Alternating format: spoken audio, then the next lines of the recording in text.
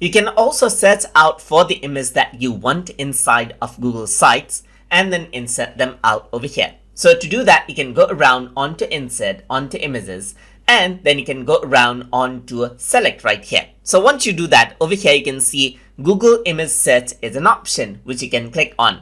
So once you do that, Google Images pops up right here. So you can go around and search for images that you want. So I'm just going to go around and type nature right here. And here you can see that there's different images that pops up. You can go around, select out the images that you wish to insert onto your project, and then click on insert. And what happens is that the images will be inserted over here, as you can see, just like this.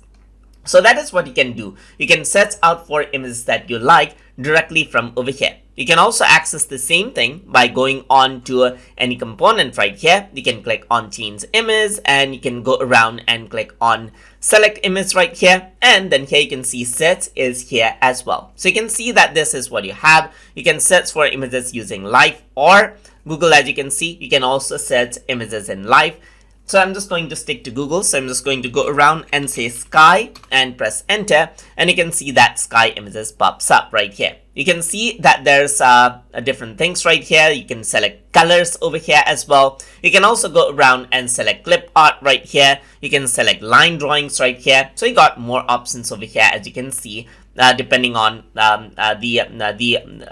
like way you access out the Google search right here.